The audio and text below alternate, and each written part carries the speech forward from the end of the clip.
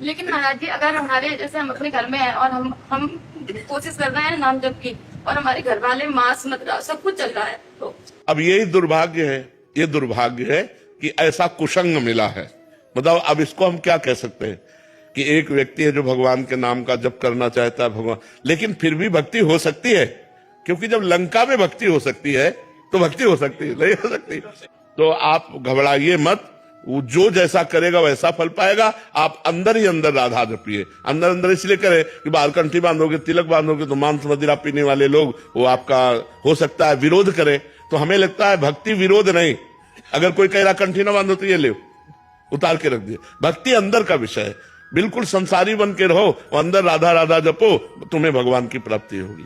भजन से भगवान की प्राप्ति होती है, ना कि बाबा जी बनने से भगवान की प्राप्ति होती है, ना कहीं भागने से भगवान की प्राप्ति होती है। सच्ची मानो, आप अपने घर में मेहनत की कमाई का जो अन्न पा रहे हो और जो भजन कर रहे हो और कभी भूखे टूटे को आपने भोजन करा दिया, ये सबसे बढ़िया बात है। हम लोगों का हिसाब कटता है, जो हम वस्त्र पहने इसका भजन जाता है, जो प्रणाम करते हैं उनको भजन जाता है, जो भोजन देते हैं उनको भजन जाता है। ये सब फ्री नहीं है, यहाँ सबका टैक्स है। और अगर भजन कम पड़ गया तो हमको नरक जाना है। हरे शिष्य धन शोक न हरई, सो गुरु गोर नरक मा पड़ई। अच्छा, आप इस भागवतिक टैक्स से बचे।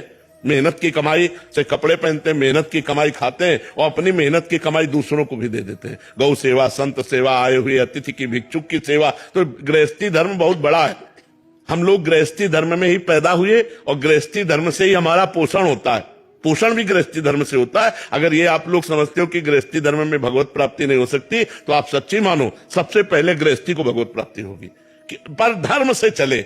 अब पराई बहनी बिटिया से गंदी बातें करो, शराब पियो, मांस खाओ तो नरक जाओगे। चाहे और अगर अच्छे आचरण करोगे, 4 रोटी अपने से बचा करके गौ सेवा संत सेवा में दे दी, तो वही तुम्हें भगवत प्राप्ति कराएगा। खूब नाम जप करो, कोई परेशानी नहीं। कहाँ भाग के जाओगे? आज हमें एकांत बता दो, कहाँ एकांत है?